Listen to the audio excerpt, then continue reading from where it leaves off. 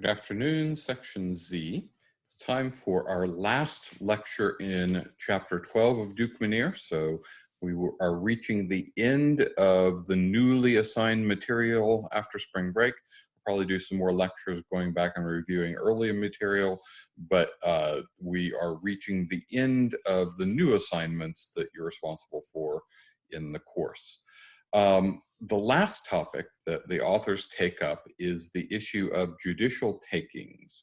So let me pull up the case that they give us for that purpose, a Supreme Court decision from 2010, Stop the Beach Renourishment, Inc. versus Florida Department of Environmental Protection.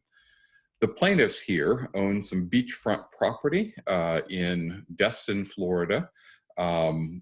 Beautiful beach. I don't know if you've ever been down there, but lovely blue water, white sand, really great place to go for a beach experience. And the beachfront owners in this case are claiming that they have had some property taken from them by virtue of a state Supreme Court ruling. And so to kind of help us understand what's going on, let me pull up a diagram here.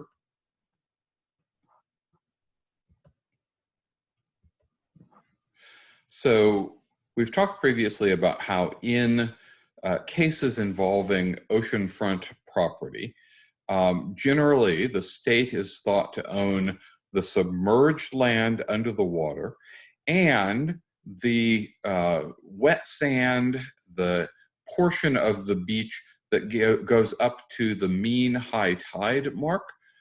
We've talked about how under something called the public trust doctrine, the state is deemed to hold that property in trust for the public. And then the portion of the beach that is landward of the mean high tide mark, the dry sand, that can be the subject of private property ownership.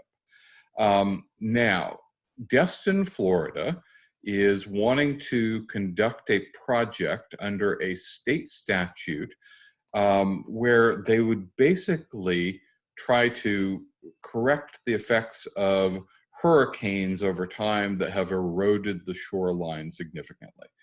And so what they want to do is come out here to some of the submerged land under the water that they own, dig up the sand, bring the sand over and pour it along the portion of the beach that they own, and so gradually fill out the beach, make it extend further and further into the ocean. Ultimately, the plan is for them to have about 75 feet of new dry sand, but this dry sand would be owned by the state because it would be created by filling in the submerged land and the wet sand area that they already owned, rather than being dry sand owned by private owners. Now, the people who had the beachfront property don't like that prospect. They wanted to be right by the ocean, and that's why they bought beachfront property.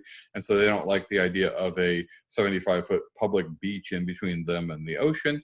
And so they are challenging this project under state law and under the federal Constitution.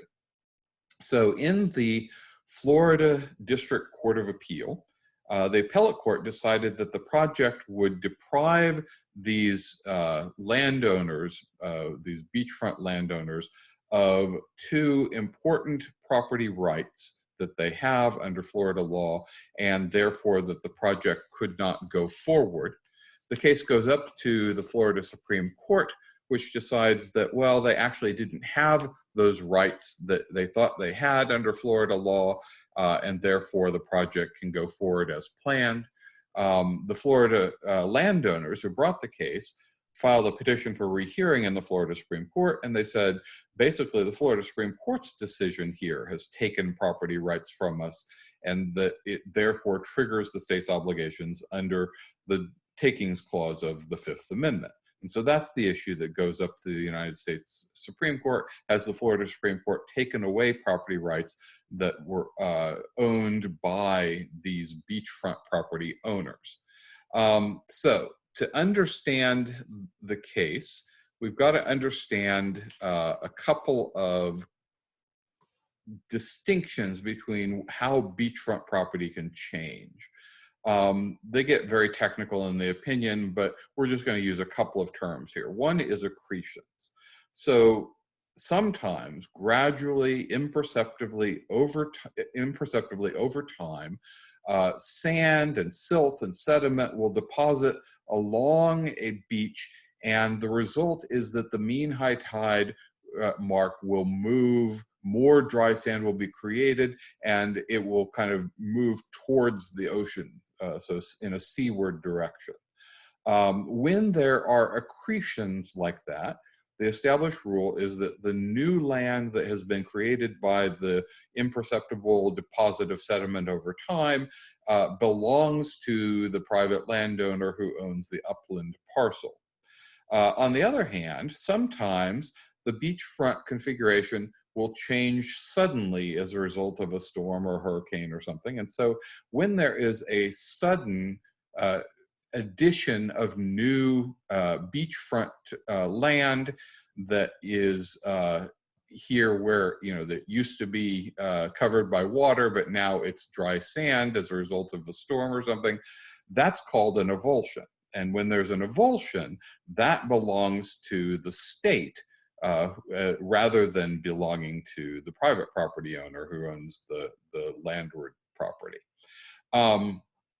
So here, the private landowners say that this Destin, Florida project, where they're going to extend the beach by filling it out to 75 feet away from the current mean high tide mark, that deprives them of their state law right to accretions to their property, and therefore triggers liability under the takings clause.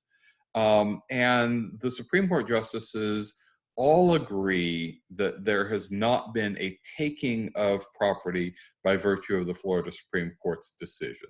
Florida Supreme Court basically decided that while in ordinary circumstances you might have a right to accretion, the state also has the right to fill in its own property. And when the state does that, we treat that as an avulsion, and that effectively trumps your right to accretions.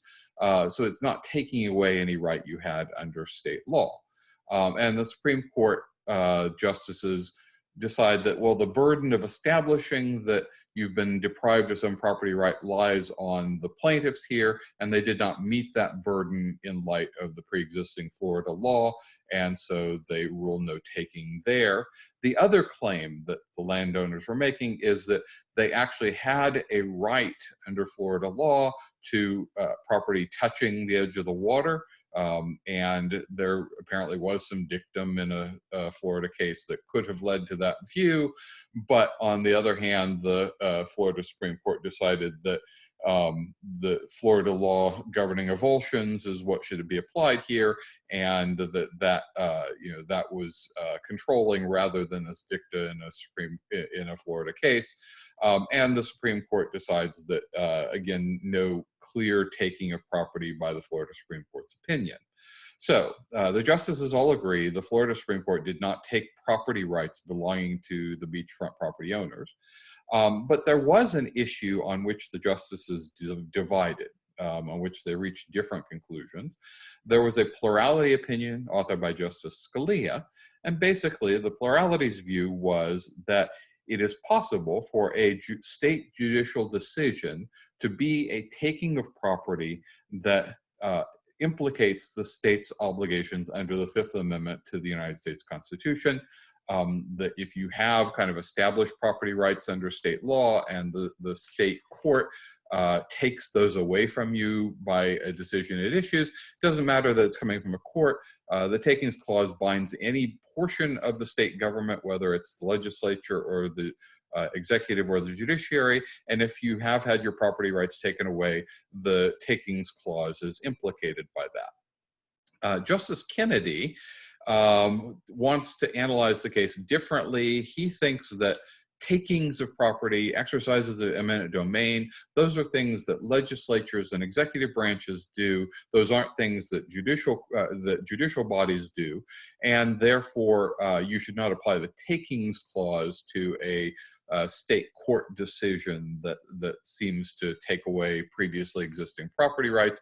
He does say that could be unconstitutional, but he would rely upon a different analysis. He would apply the due process clause and say that the state court is depriving you of property without due process of law, either procedural due process, or he suggests substantive due process, as a result of a kind of a sudden and unsupportable change in the state's property laws.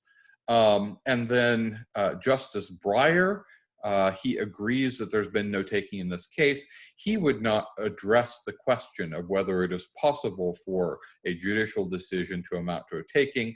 He thinks it's enough to say there certainly has been no taking here, and we don't have to resolve the harder question of whether judges can exercise eminent domain by the way they decide opinions. So that issue is hanging out there, has not been clearly resolved by a majority of the Supreme Court yet, but you should be aware of it. There's a lot of high-level constitutional theory in the back and forth between the justices about the relationship between the takings clause and the due process clause, and whether you should rely upon substantive due process when there is a particular clause of the Bill of Rights that might apply. That's all interesting and may be important for constitutional law, but I don't expect you to understand it for the purposes of property law.